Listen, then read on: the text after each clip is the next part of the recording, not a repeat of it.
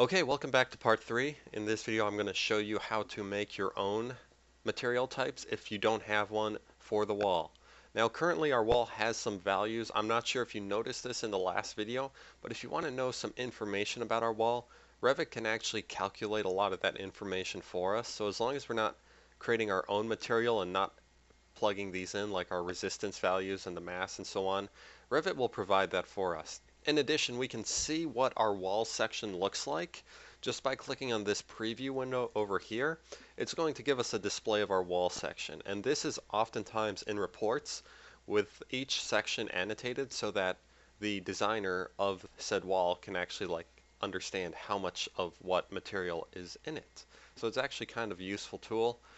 But of course, there's a lot of other useful things with walls. So let me go ahead and show you one of those. I'm going to go ahead and add in, using the insert command, a new material, and I'm going to move this all the way down over here. So this is going to be our interior finish.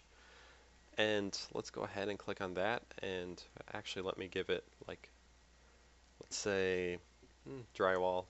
Let's give it an inch of thickness, and then let's hit the dot dot dot. So typically we want to use some kind of drywall paint, gypsum, wallboard, something, plywood, to be the interior of the wall. We could put a nice finish on it. And let's go ahead, and I'm pretty sure we have gypsum here.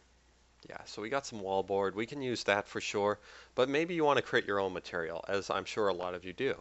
And if you can't find your material in Revit, then we got to make said material.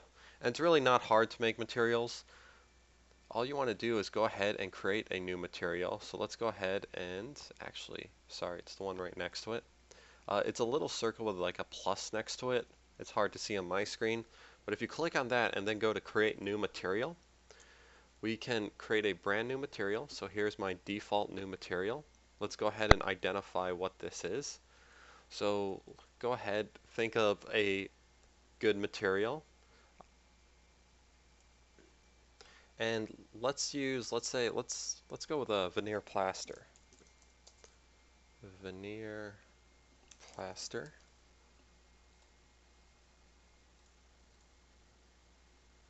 And I spelled veneer wrong, my apologies. So veneer plaster, we can give it a description. We can classify it as what exactly it is. So this is kind of a coating of sorts. So let's go ahead with the coating and so on and so forth. Let me see if I can adjust this. There we go. So description, keywords. If we have manufacturer details, we can do that. We could classify it by model, cost, etc., etc. For now, we're just going to have the material set as such. We can head over to the graphics window, and we can try to use our color combinations and try to generate a color for this material to try to make it look like plaster. I'm going to level with you. As much as we try, we're not going to make it look like plaster using these options. So I typically stay away from them unless in a rare occasion, I might have something that is a material that I want to use for one of these materials, but that's super rare. What I typically do is I head over to the Appearance tab. I go online using any one of many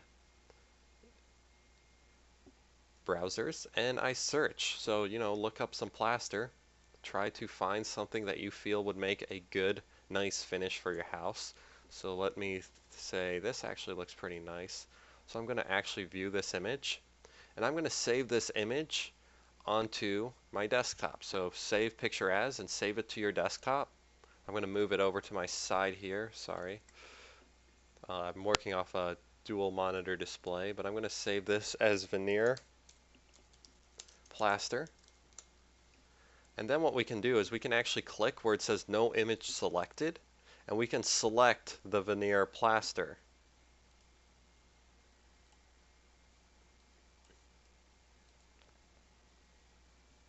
So go ahead and click on that, and if you do it successfully, Okay, welcome to so go ahead and apply that, and if you do it successfully, you're going to notice right away that we have that finish over here. You can kind of see it. That is that plaster look. If we look at our material cube over here, our material sphere over here, you're going to notice that it actually represents the plaster. And when we actually go ahead and render our house, it's going to look like that as well. We can do some additional things with our image. For something like a wall section, we're not really going to adjust it, but later on when I show you how to put up posters and such, we can actually edit a lot of these settings so we get this patterning less, and maybe just one time if we're just trying to put a specific image on our house. But yeah, this is the material that's now going to show up. We can also adjust our reflectivity, transparency, cutouts, illumination. You know, the best thing I can recommend is to play with these settings, see what it does, see how it alters the material, and that you'll get a better understanding of what works and what doesn't work well. In all honesty, we don't use these settings a whole lot in the industry, but if you want, you are more than welcome to experiment with them. It's just to kind of get that next level of presentation that I don't usually do. So I'm going to go ahead, hit apply, click OK, and now we have that veneer plaster finish in there. So I'm going to go ahead and click OK. Also going to go ahead and let me see if there's anything else I want to tell you from here.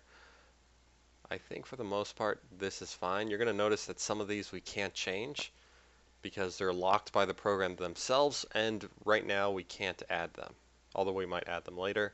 But typically I don't. So just so you know, if you really want to know, you can go ahead and message me and I will give you that information. So I'm going to hit apply, hit OK, and now we have our wall section in place. If I head over to the 3D view, let me go ahead and save this. You're going to notice that we have that brick finish on one of the sides. Also, that save window that you just saw pop up, Revit automatically saves every 10 minutes or so.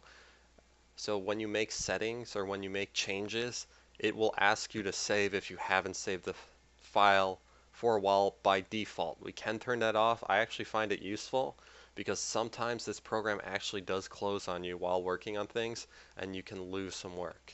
It's not often, but it is on occasion. It's just the way the software is. So over here, let me go ahead and switch to a realistic view to show you this a little better. There is our brick on this side, and if we turn it over here, you're going to notice there is that finish that we have, and look how good that looks, and that is just the material we used. You'll also notice this pattern here. That pattern is something I was trying to avoid, so let's go ahead and fix that really quickly. What we're going to do is we're going to head back to the material type, so I'm going to zoom out a little bit. I'm going to click on the wall with that material on it, and I'm going to go to edit type and edit and go back to our veneer plaster and edit that. Go back to the appearance tab and let's go ahead and click on the image. Once back here, let's go ahead and click on the image, and that is the image itself, not the word veneer plaster or whatever yours is called. And what we're going to do is we can change a few things. One is the repeat. We can change it from repeat, which is a tile right now, to none, and that will just make sure it doesn't repeat. That isn't the best option because if your image is not designed to cover the entire wall space, it will not fill the entire thing up. What I would rather recommend is leave it at tile and adjust the sample size. So unfortunately the image we chose isn't the highest resolution. The more pixels the image has, the more wall space it can cleanly cover. But let's go ahead and I'm going to change the sample size from 1 foot to, let's say, 4 feet. So this is measured in inches. So I'm going to change that to 48 and 48, which 48 inches is the equivalent to 4 feet because there's 12 inches in a foot.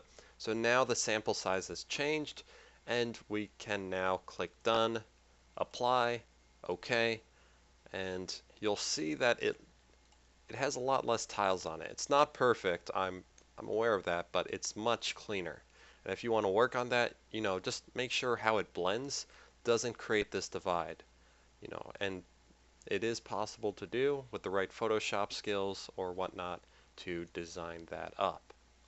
Okay, that's going to conclude this part. We're going to go ahead and wrap up walls and start some new things in the next video. So I will see you then. Bye.